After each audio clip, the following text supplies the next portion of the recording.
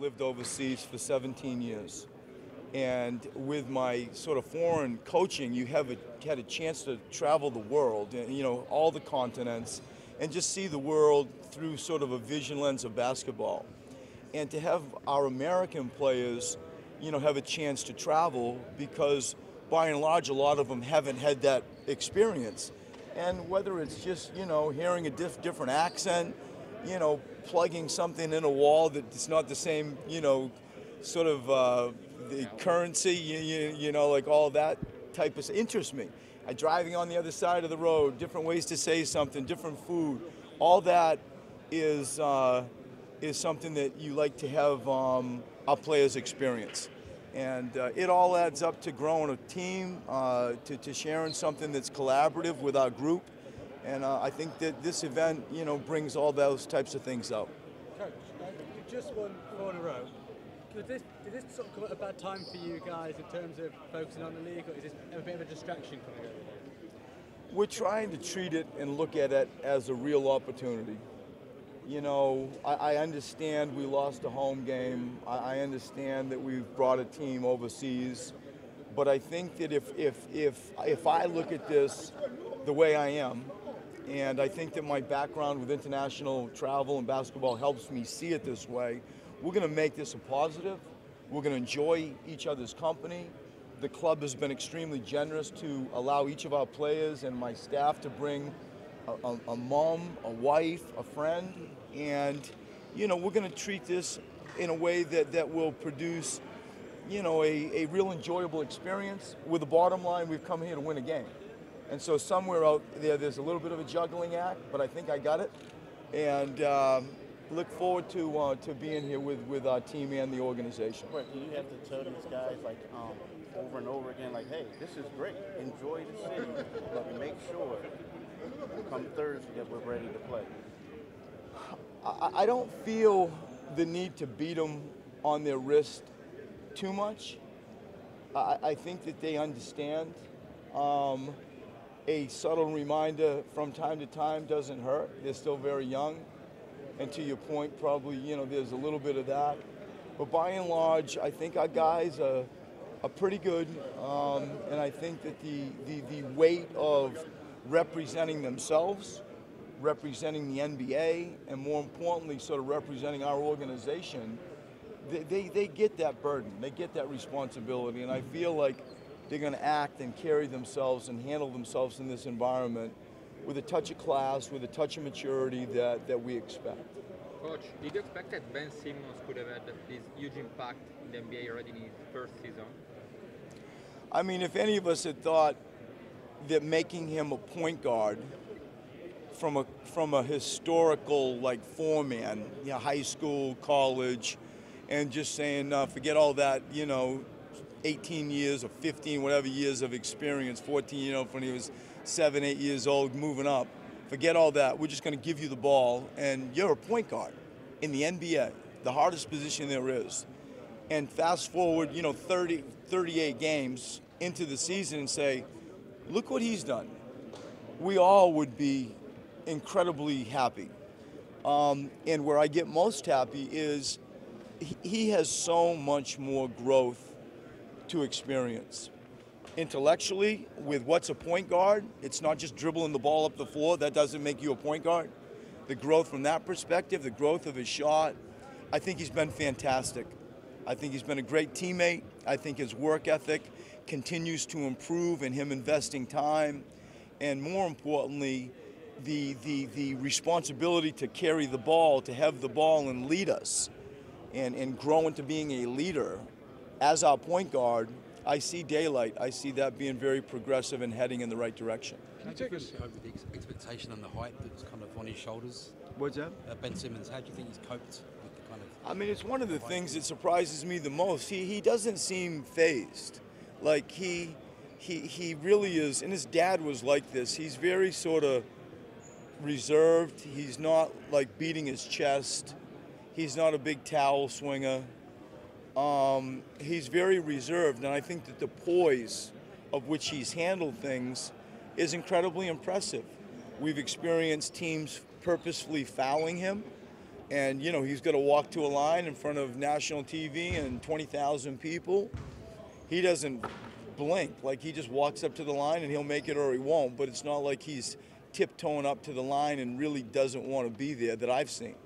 And I think in general, the poise aspect, when you say how does he handle it, that's the thing that stands out as much as anything. I think mentally he's handled it just fine.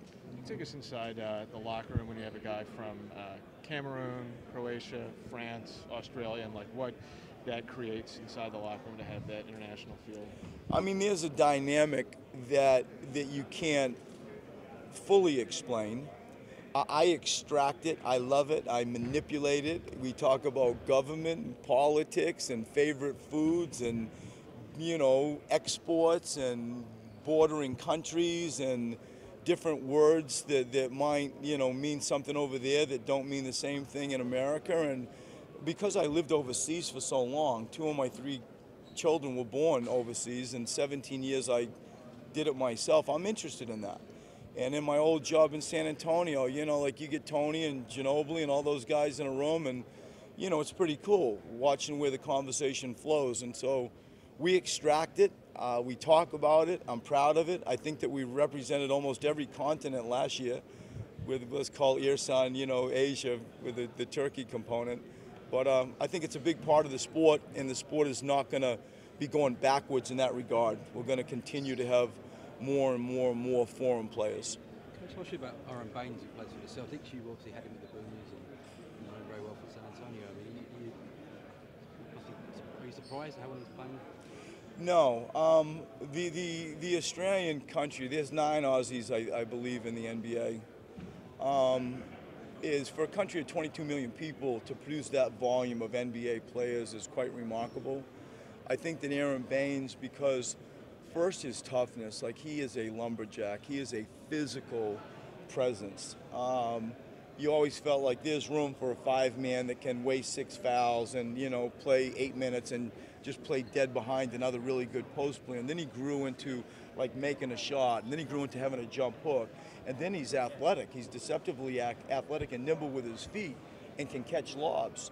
And has no back down, chasing down rebounds. And so you add up the whole thing, it doesn't surprise me that he's playing as well as he is. Calling anything a rivalry would be premature, but with how young Boston is, how good they are, how young you guys are, and where you're hoping to go, does maybe these games carry a little weight knowing there could be a lot of these to come? For me, they do.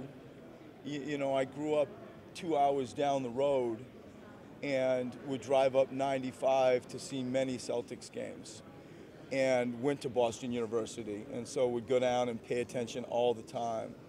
I'm always looking over at my shoulder at what Danny Ainge is doing and what Brad's doing and the growth of the program. I see them as I should. They are a rival. And, you know, then we make the trade, you know, with Markelle, and they take Tatum, you know, you pay attention to that. And so all over the place, personally, I'm acutely aware of what goes on in Boston. And I have a tremendous amount of respect for what goes on in Boston. And to try to grow this as a rivalry and see it for that is fair. I think that they're a few years ahead of us. You know, they brought in some all-stars and sort of did it with Isaiah a few years ago. We're sort of not, you know, I don't think on the same level right now, but I see where we will be. And I look forward to growing you know, your verbiage of a rivalry. It is that. I see that, Derek. You look at their defenders and their physical tools in Tatum and Brown, and clearly you can see the tools.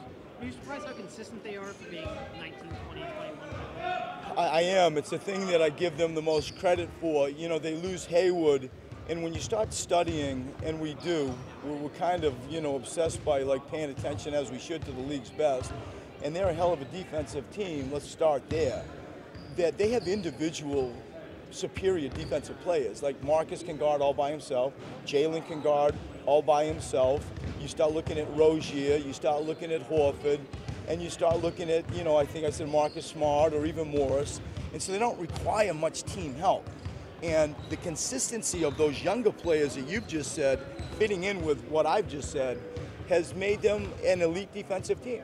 And, you know, I think the progressive growth of Jaylen Brown and what what you're seeing Jason doing the start of the year, especially shooting the threes and the growth of Rozier, you know, I get time for what they're doing. Those young players are evidently keepers in the NBA. Just one final question Last about one. Australia. Thank you. When you were coaching, there were 2 NBA players. There's now, you say, 9. I think I could be wrong, but I'm close. But I mean, do you think guys like Ben Simmons? Do you think there's a great chance of them actually finally winning an Olympic medal in Tokyo? I think that the next Olympic Games will be their best chance to win a medal, and I'd be surprised if the Olympic Games after that isn't going to be a better chance than the one I'm just anointing. You know, like there's some kids coming out of high school in the United States that are Aussies, and if you look at like the WNBA, the volume of women that play in the WNBA, and there's over 160, I believe, NCAA Australian athletes, you know, littered throughout the American Division 1, 2, or 3 system. It's a blueprint of how a country should be run basketball-wise. It's a little business. It's a complete, like, really well-run business.